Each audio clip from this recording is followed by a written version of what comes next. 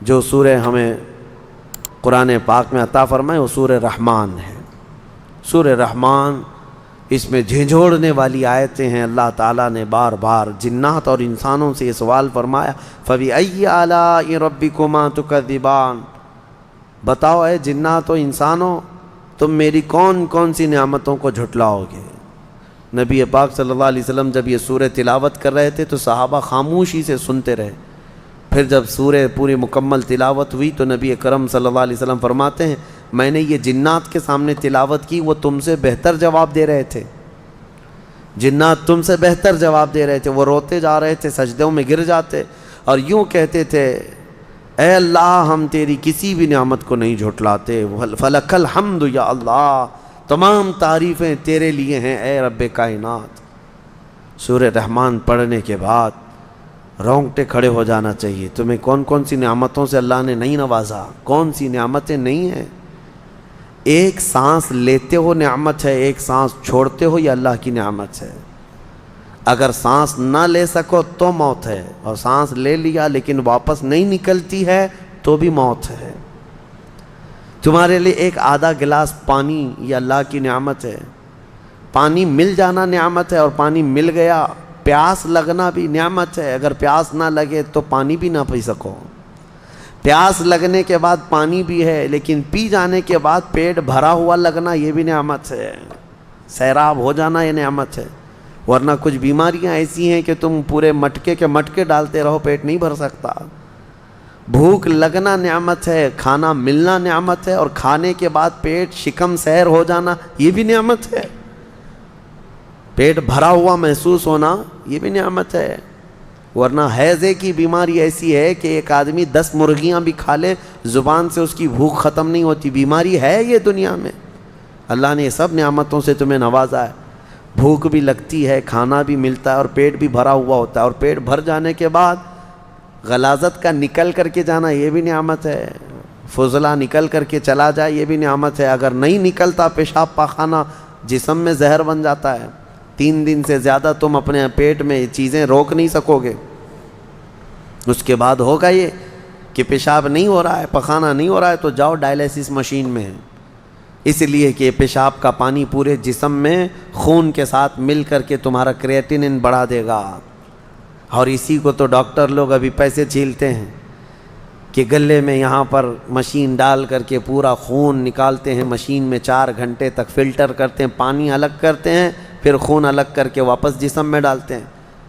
اور ایسا شخص جس کا پانی نہیں نکلتا، ہر 2 دن پہ اس کو ڈائلیسس کرانا پڑتا ہے کہ پانی نکالنا ہے، اور پھر پانی کتنا لمیٹڈ پینا ہے، 2 دن کے اندر آدھا لیٹر پانی پینا ہے بس، اس سے زیادہ پانی نہیں پی سکتا۔ ڈاکٹر سختی سے منع کرتے ہیں۔ سوچو کون کون سی نعمتوں کو جھٹلاؤ گے اللہ کی۔ تم آج بھر بھر گلاس پانی پیتے ہو، پیشاب بھی برابر نکلتا ہے، اپنی حاجت بھی پوری برابر ہو جاتی ہے۔ جس دن یہ رک گیا تو تمہارے جسم میں زہر بن جائے گا، زہر بن جائے گا، کوئی نکال نہیں سکے گا تمہیں۔ اسی لیے حاتم اعصم رحمۃ اللہ تعالیٰ علیہ نے خلیفہ وقت ہارون رشید سے پوچھا کہ اگر تمہیں کہیں پانی نہیں مل رہا ہو، ایک آدھا گلاس پانی کوئی دینا چاہتا ہے تو تم کتنی قیمت میں خریدو گے؟ انہوں نے کہا میں اپنی آدھی سلطنت دے دوں گا اگر جان بچانے کے لیے پانی خریدنا پڑے، جان ہے اصل۔ کہا اچھا پانی تو پی لیا لیکن نکلتا نہیں، لیکن کوئی نکالنے والا حکیم مل جائے تو اس کو کیا قیمت میں دے کر کے تم پانی نکلواؤ گے؟ کہا اپنی باقی آدھی سلطنت دے دوں گا کہ پانی نکال دے جسم سے۔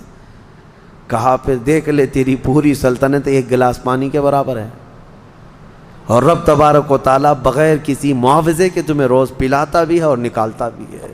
فَبِأَيِّ آلَاءِ رَبِّكُمَا تُكَذِّبَانِ، تم پیدا ہوئے تھے اس وقت سے مولا کریم تمہاری ایسی نگرانی رکھا ہے۔ تم ماں کے پیٹ میں تھے تو تمہیں ناف کے ذریعے سے رزق پہنچاتا رہا۔ جب تم جسم سے باہر آئے، ماں کے دنیا میں آئے، تو ماں کا خون جو ہے دودھ میں بدل کر کے اس کے سینے میں تمہاری غذا بنا دی۔ جب جب بچے کو بھوک لگتی ہے اور ماں کے سینے میں خود دودھ پیدا ہوتا ہے، کون بناتا ہے یہ دودھ؟ کون بناتا ہے؟ عورت کھاتی کیا ہے؟ ارے وہ پھل کھا رہی ہے، فروٹ کھا رہی ہے، گوشت کھا رہی ہے، مچھلی کھا رہی ہے، انڈا کھا رہی ہے، کہیں یہ ساری چیزیں کھا رہی ہے، لیکن سب جانے کے بعد اس کے جسم میں دودھ بنتا کیسے؟ برابر کبھی سوچا سیم چیزیں مرد بھی کھاتا ہے، سیم چیزیں عورت بھی کھاتی ہے، لیکن مرد کے سینے میں تو دودھ نہیں بنتا، عورت کی خصوصیت ہے۔ عورت کے سینے میں دودھ اس لیے بنایا جاتا ہے کہ اللہ نے بچے کی پرورش کا نظام رکھا ہے، تمہارا رزق اس کے سینے میں رکھا ہے اللہ نے۔ میرے عزیزو، آپ کو دیکھا، محسوس کرو آپ کہ اللہ نے پاکیزہ چیزوں سے تمہاری پرورش کی، تمہیں پیدا ہوتے ہی کچرے میں نہیں چھوڑ دیا گیا، اور جسم کے بھی کسی ایسے حصے سے تمہیں دودھ نہیں پلایا جا رہا ہے جس کو ہلکا سمجھا جائے۔ سینہ ایک معزز چیز ہے، انسان کے جسم میں عظمت والی چیز ہے سینہ، اور ماں کا سینہ تمہارے لیے غذا کا ذریعہ بنایا گیا، غذا کا ذریعہ بنایا گیا۔ دیکھو آپ کوئی بھی مقدس چیز آپ اٹھاتے ہیں نا، قرآن اٹھاؤ، کوئی بھی مقدس چیز یہاں دنیا میں ہے تو اٹھا کر کے آپ چوم کر کے سب سے پہلے کہاں لگاتے ہیں؟ سینے سے۔ کیوں؟ مقدس چیز کو سینے سے ہی لگاتا ہے آدمی، اس کو کوئی بتاتا نہیں ہے، لیکن سب کو اندازہ ہے کہ یہ سینے سے لگانے والی چیز ہے۔ اسی لیے اللہ تعالیٰ نے تمہاری ماؤں کے دلوں میں بھی یہ محبت رکھی کہ وہ جب جب تمہیں اٹھاتی ہے تو دودھ پلانے کی غرض سے ہو، کہاں لگاتی ہے؟ سینے سے لگا، تمہیں سینے سے لگا کر کے اللہ نے یہاں پرورش کرایا، اور اس کے بعد تم جوان ہوئے، تمہیں بولنے کی طاقت دی، تمہیں دیکھنے کی طاقت دی، تمہیں سننے کی طاقت دی۔ تمہارے لیے سارا نظام ایسا ہے، تم ہلکے میں لیتے ہو۔ کچھ چیزیں ایسی ہیں نا جو روز کی ہیں، اسی لیے تو آپ کو نیچرل چیزیں تعجب میں نہیں لگتی ہیں، تعجب آپ کو لگتا نہیں، حالانکہ یہ بہت بڑے تعجب کی چیز ہے جو ہمارا جسم ہے۔ حضرت ابو بکر شبلی رحمۃ اللہ علیہ سے پوچھا گیا آپ کی کوئی کرامت؟ انہوں نے کہا میری سب سے بڑی کرامت یہ ہے کہ میں 2 ٹانگوں سے زمین پر چلتا ہوں، اس سے بڑی کرامت کیا ہے؟ 2 ٹانگوں سے میں زمین پر چلتا ہوں اور کبھی گرتا نہیں، یہی کرامت ہے۔ اب یہ چیز آپ مٹی کا بنا کر کے دیکھ لیں، آپ کسی چیز کا بنا کر، تمہارا بیلنس اللہ تعالیٰ نے سنبھال کر رکھا ہے۔ یہ روز کی چیز ہے نا، اس لیے آپ کے دماغ میں اس کو تعجب خیز نہیں لگتا، حالانکہ یہ بہت عجوبے والی چیز ہے کہ اللہ نے تمہیں سنبھال رکھا۔ وہی بچہ دیکھو، بچہ بھی تو 2 پیر اور 2 ہاتھ والا ہے، لیکن وہ کھڑا نہیں ہو پاتا، اس کے کھڑے ہونے کی ایک عمر ہوتی ہے۔ تم کھڑے ہو جاتے ہو، بچہ نہیں کھڑا ہوتا، اس کی بھی سیم چیزیں ہیں۔ کون ہے جو تمہیں کھڑے ہونے کی طاقت دیتا ہے؟ اور پھر جب تم کھڑے ہوتے ہو تو کبھی ادھر اور ادھر نہیں ہوتے، ٹیڑھے میڑھے نہیں ہوتے، سیدھے کھڑے ہو جاتے ہو۔ یہ تمہارا بیلنس کون برقرار رکھتا ہے؟ تمہارے دونوں کانوں کے بیچ میں ایک ہلکا پارا رکھا گیا ہے جو تمہارا بیلنس برابر رکھتا ہے۔ ایک بہت چھوٹا سا قطرہ ہے، ایک چھوٹا پارے کی طرح ایک چھوٹا سا قطرہ ہے لکوڈ جو دونوں کانوں کے بیچ میں۔ میرے عزیزو، کار چلانے والوں کو پتہ ہے ویل الائنمنٹ کیا ہوتا ہے۔ اگر ٹائر تھوڑا سا ادھر ادھر ہونے لگ جائے تو گاڑی کبھی ادھر جاتی ہے کبھی ادھر جاتی ہے، جبکہ اس کے 4 ٹائر ہیں پھر بھی الائنمنٹ کرنا پڑتا ہے۔ تمہارے صرف 2 پیر ہیں، لیکن کبھی الائنمنٹ کے لیے گئے نہیں کسی مشین میں، کسی گیرج میں گئے کہ میرے پیر ٹھیک کر دو؟ یہ قدرت خداوندی ہے جو تمہارے جسم کو سلامت رکھا ہے۔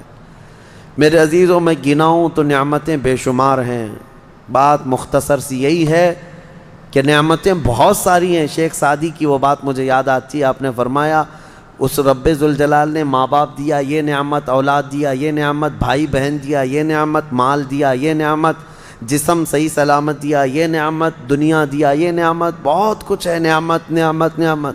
لیکن شیخ سعدی فرماتے ہیں اگر بندہ شمار کرنے پر بیٹھ جائے اور شکر کرنے پر بیٹھ جائے تو میں اس کو مشورہ دیتا ہوں کہ ایک سانس لیا نعمت ہے، سانس چھوڑا نعمت ہے، پہلے وہ اپنی سانسوں کا شکر ادا کرے، بعد میں باقی چیزوں کی نعمت کا شکر۔ تو اگر بندہ شکر کرنے پر بیٹھ بھی جائے تو صرف سانسوں کی شکر میں اس کی زندگی ختم ہو جائے گی۔ سانس لیا الحمدللہ کہے، سانس چھوڑا الحمدللہ کہے، باقی نعمتوں کا شکر کب ادا کرے گا؟ اسی لیے رب تعالیٰ فرماتا ہے فَبِأَيِّ